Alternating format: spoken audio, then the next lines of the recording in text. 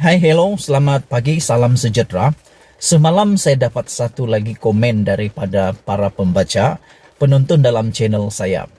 Mereka bertanya satu soalan yang sangat panas, yang sangat gempar. Soalannya adalah, bolehkah Najib keluar daripada UMNO? Bolehkah Najib letak jawatan? Bolehkah Najib lepas diri daripada melepaskan urusan dirinya daripada UMNO? Dan soalan yang terakhir, apa jadi kalau Najib keluar daripada UMNO? Jawaban saya kepada soalan ini ada 3. Jawaban yang pertama, pada pilihan raya ke-14 PRU yang ke-14 yang lalu, ada banyak penganalisis politik mengatakan bahwa salah satu sebab kekalahan UMNO, kekalahan teruk UMNO di dalam PRU 14 adalah kerana Najib. Penganalisis politik mengatakan bahwa Najib menjadi liability kepada UMNO disebabkan oleh tuduhan-tuduhan yang dihadapinya di mahkamah pada waktu itu. Yang paling berat adalah kes 1MDB yang juga melibatkan istrinya yaitu Rosma Mansur yang selalu dikaitkan dengan apa yang berlaku dengan 1MDB, dengan jolonya sekali. Jadi dengan adanya Najib sebagai liability kepada UMNO pada waktu PRU 14 dulu, telah menyebabkan, menurut penganalisis politik, ini telah menyebabkan UMNO jatuh dan kalah teruk. Antara penyebab utama nomor satunya adalah kerana Najib sebagai liability dan banyak isu yang telah ditimbulkan oleh para pembangkang yang menjadi bahan kepada kempen mereka, khususnya tuduhan-tuduhan Najib. Jadi jawaban kita yang pertama, sekiranya Najib tidak campur tangan lagi di dalam UMNO, atau dengan kata lain dia letak jawatan, ataupun mungkin dia keluar daripada UMNO menjadi orang biasa, ahli biasa, ini akan memberi satu dampak positif kepada UMNO pada pilihan raya yang ke-15 ini. Kenapa? Sebab Najib tidak lagi jadi liability kepada UMNO. Saya rasa kalaulah Najib masih lagi campur tangan dan nama besar dalam UMNO pada waktu itu, PRU 15 nanti, kalau Najib masih lagi aktif dalam UMNO, Najib pasti menjadi salah satu bahan dalam kempen para pembangkang yang akan menjadi liability kepada UMNO. Jadi bila Najib jadi liability kepada UMNO, ini boleh menjadi punca kepada kekalahan sekali lagi UMNO dalam pilihan raya umum ke-15 akan datang. Dulu Najib baru masuk pertuduhan pun sudah UMNO kalah. Apakan pula sekarang ini Najib sudah kalah 2 kali. Najib 2 kali di mahkamah. Kalah pertama di mahkamah tinggi. Kalah lagi kali kedua di mahkamah rayuan. Kalau kalah lagi di mahkamah persekutuan, apa jadi dengan UMNO? Ini satu perkara yang sangat mendukacitakan UMNO, tetapi ini pun menjadi liability UMNO sekarang. Lihatlah sekarang MKT UMNO sekarang, mereka sibuk mempertahankan Najib. Antaranya Setiausaha Agung UMNO sendiri, yaitu Ahmad Maslan. Beliau mengatakan beliau berduka cita dengan keputusan mahkamah menjatuhkan hukuman, mengekalkan hukuman kepada Najib Tun Razak. Jadi jawaban pertama, sekiranya Najib letak jawatan, keluar daripada UMNO atau menjadi ahli biasa kepada UMNO, UMNO akan selesai lagi satu masalah liability, satu lagi masalah beban, yaitu beban untuk memberikan jawaban kepada kesalahan-kesalahan Najib. Berita baik untuk UMNO.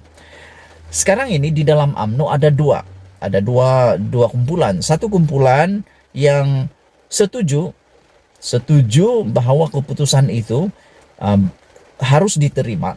Satu lagi kumpulan mereka benar-benar duka cita dengan keputusan tersebut. Jadi itu yang akan berlaku. Perkara kedua, sekiranya Najib keluar daripada UMNO ataupun beliau menjadi ahli biasa di dalam UMNO dan beliau tidak lagi mencampuri urusan rasmi di dalam UMNO, saya lihat UMNO akan menjadi lebih kuat semula. Kenapa? Sebab ada nama-nama besar di dalam UMNO yang boleh naik menjadi pemimpin baru. generasi baru di dalam UMNO. Ada ramai yang berkebolehan di dalam UMNO. Yang pertama sekali, tentulah kita boleh sebut Khairi Jamaluddin, yang selama ini pernah tidak bersetuju, tidak sebulu, tidak sehaluan dengan Najib Tun Razak berkaitan 1MDB. Selain daripada KJ atau Khairi Jamaluddin yang boleh diangkat menjadi pemimpin di dalam UMNO untuk generasi yang baru ini, juga ada Hisamuddin Tun Hussein. Beliau pun boleh menaikkan sebulan nama UMNO. Ada lagi yang ketiga, siapa lagi kalau bukan Perdana Menteri kita yang sekarang, yaitu Ismail Sabri Yaakob. Kenapa Zahid tidak boleh? Karena Zahid pun sedang menghadapi tuduhan di mahkamah. Ini pun boleh menjadi liability kepada UMNO. Jadi Najib, Zahid Hamidi perlulah diberikan peluang untuk berehat sebentar supaya mereka tidak menjadi liability kepada UMNO.